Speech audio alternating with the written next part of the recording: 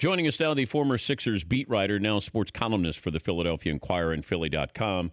And today's column is 76ers need Joel Embiid back after home loss to Miami. He's Bob Ford, who joins us. Bob, thanks for joining us. Update us on Joel Embiid's injury, and what did you make of his tweet after the game? Well, it's not the most outlandish tweets that are made by high-profile people in this country these days, but he was injured. He underwent surgery approximately 2 weeks ago to repair an orbital bone fracture, and the prognosis was 2 to 4 weeks, and so we're almost 3 weeks out now.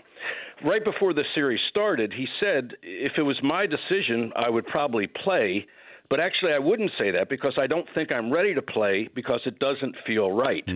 And then a day later, he said, we're buying time for me, make sure I'm all the way back. I give them a lot of credit. And then, as you said, Dan, last night after they lost the game, he said he was sick and tired of being babied. So I'm on Instagram. So I'm not sure where Joel's head is, and I'm not sure where his orbital bone is, but he thinks he's ready to play. And I think they might be time to give him a chance there, Dan. But whose call is this? Well, it's not Joel's. The medical staff of the Sixers has, for several years now, really, really run things. And that includes the sports and conditioning people and the analytics people and the load management people. And, you know, when Ben Simmons sat out an entire year last year, even though he was probably going to be okay to play in the latter part of the year, that's all the medical people who run it. It's not the coach. It's not the players. And that's been very, very clear over time. You think he starts Game 3? I do. I at least think he's going to play.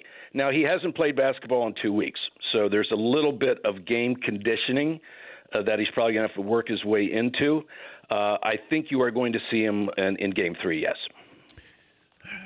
If they won last night, do we see Joel Embiid? Actually, I think so, yes. I think either way you would see him. And I'll tell you why, Dan.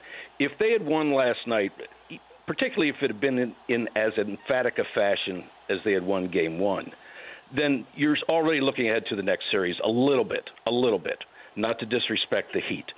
But because 2-0 and Miami getting beat probably would have said, okay, this might be over. So then you start thinking about the game conditioning for Embiid as you're looking with an eye, no pun intended, to the next series and then maybe even the next series where you're really, really going to need him. And then if you lose the game last night, you lose a home game. You know, Sixers were only one of 3 teams in the league this year to win 30 home games in the regular season. They're very, very good at home. Now things are a little bit different, and Dwayne Wade has awakened that team, and that was a very, very impressive showing by him last night, 28 points off the bench. So now you don't want to go down 2-1. Now you might need that guy, and you need him particularly at the defensive end of the court where Miami is sort of having its way in the paint. Well, also that, but, you had guys who were just living on the perimeter last night and dying on the perimeter for Philadelphia last night. So there's no inside presence there whatsoever. Now, granted, you keep Whiteside on the bench, but if you give me my druthers, I'd rather have Embiid in there to give me some offensive firepower as well instead of relying on these guys bombing threes. Yeah, and Eric Spoelstra did the only thing he could. The Sixers made 18 of 28 in Game 1 from 3, which is ridiculous. They weren't going to do that again. No. But that killed the Heat. So Spoelstra did the only thing he could, is he just painted the three-point line with players. And to do that, you have to ignore the paint. And with Joel Embiid in there, you cannot do that.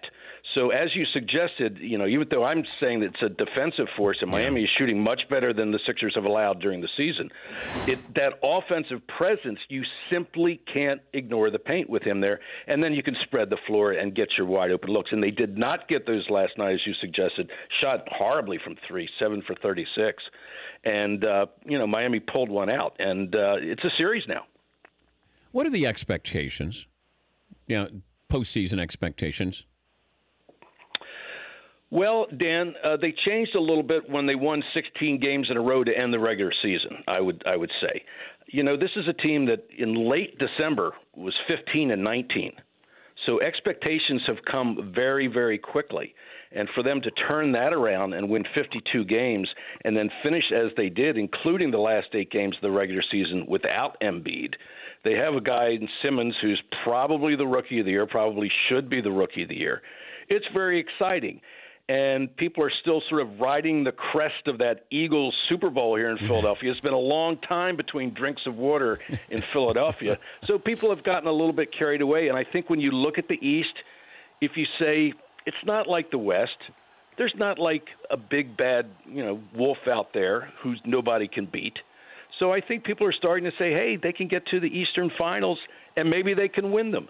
So perhaps expectations have gotten a little bit out of hand, and they might have come a little bit back to earth last night. Bob, good to talk to you. Thank you for joining us. Dan, my pleasure. Take care. That's Bob Ford, Philadelphia Inquirer columnist. He's in a good mood. Philly.com and Philadelphia Inquirer, former Sixers beat writer. For more Dan Patrick Show, tune to Audience Channel 239 on DirecTV or download the Dan Patrick Show app.